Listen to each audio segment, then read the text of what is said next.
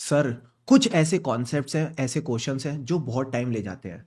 हमको ऐसा लगता है यार इतना टाइम इसी कॉन्सेप्ट में लग गया, इतना टाइम इसी क्वेश्चन में लग गया, तो इतना सारा कोर्स कैसे कंप्लीट होगा? और कोर्स अगर टाइम से कंप्लीट नहीं हुआ तो हमारी अगली रिवीजन कैसे होगी? अगली रिवीजन टाइम से कंप्लीट नहीं हुई तो हम एग्जाम्स के लिए प्रिपेयर कैसे होंगे? और अगर एग्जाम्स के लिए प्रिपेयर नहीं होंगे तो ये एग्जाम क्लियर कैसा होगा? और अगर एग्जाम क्लियर नहीं हुआ तो कहीं हम यही ना अटक जाए, कहीं हम यही ना अटक जाए और हमारे सारे दोस्त आगे ना निकल जाए। क्या आपके साथ भी ऐसे हल्के हल्के पैनिक अटैक्स आते हैं? क्या आपके साथ भी हल्की हल्की ऐसी ओवरथिंकिंग होती है? अगर हाँ तो this is the video for you.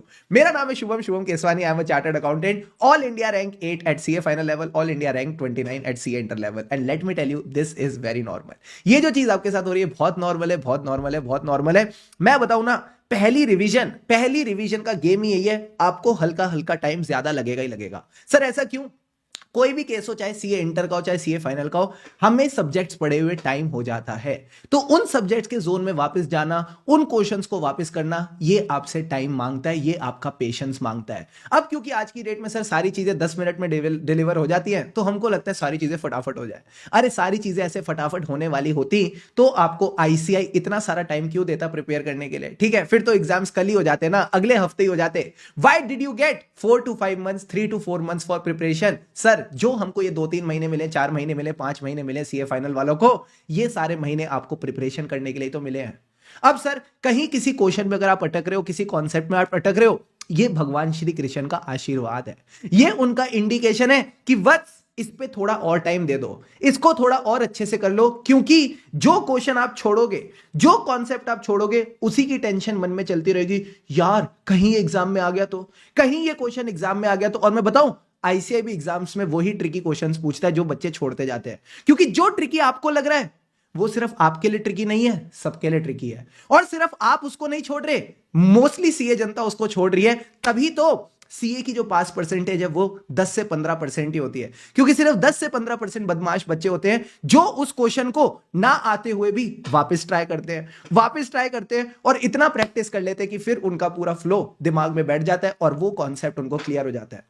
तो आज की इस वीडियो से मैं आपके लिए यही रिक्वेस्ट करने आया हूं कि अगर पहली रिवीजन में टाइम लग रहा है तो दोस्त वो टाइम दे दो। जितना चीजों को आप अच्छे से अपनी पहली रिवीजन में करोगे, उतना कंफर्टेबल, उतना मजेदार आपको लगेगा अपनी बाकी सेकंड और थर्ड रिवीजन करना। क्या ये बेसिक से पॉइंट क्लियर है? क्लियर है सर।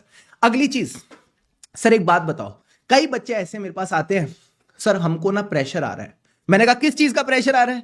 सर हमको रैंक लेके आनी है। मेरे को एक बात बताओ, क्या प्रेशर में आपको लगता है आप अपना बेस्ट दे पाओगे? नहीं सर।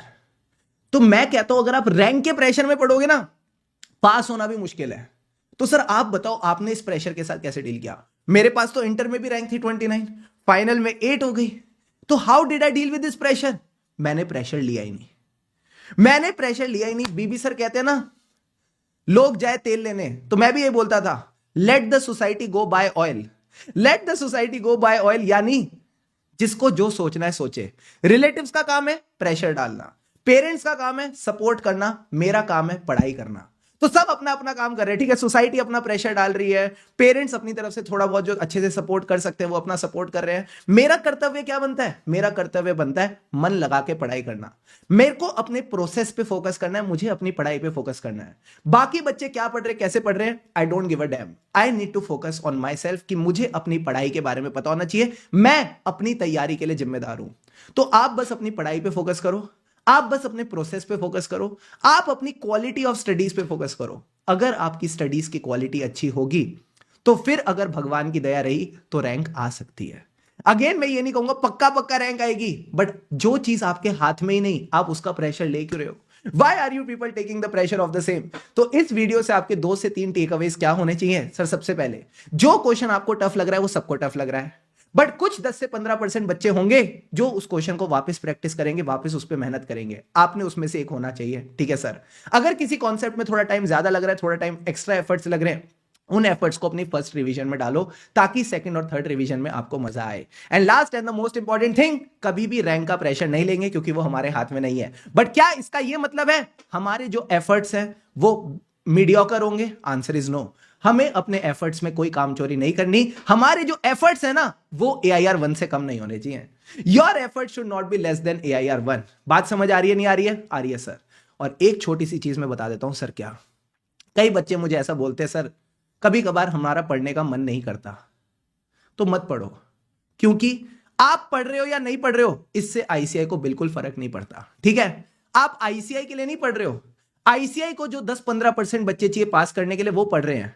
तो अगर आप चाहते हो कि आप उन 10 से 15% बच्चों का पार्ट बनो तो चुपचाप किताबें उठा लिया करो, क्योंकि किसी ने सही कहा है, जो ना मन करते हुए भी पढ़ता है वही सीए बनता है। तो मेक श्योर आप अपने मन को रोज मना रहे हो, रोज किताबें उठा रहे हो, और जो आपकी सीढ़ी है, सीढ़ी यानी the gateway to passing the exams, आप इस रास्ते पे आगे बढ़ते जा रहे हो। बिकॉज अब जो ये 2 से 3 महीने बचे हैं, आई थिंक 3 मंथ्स अभी रह गए हैं, इन 3 महीने में आपने कोई कमी नहीं छोड़नी, चलते जाना है, चलते जाना है, चलते जाना है, एंड ट्रस्ट मी, फिर आपको आपकी मंजिल मिल जाएगी।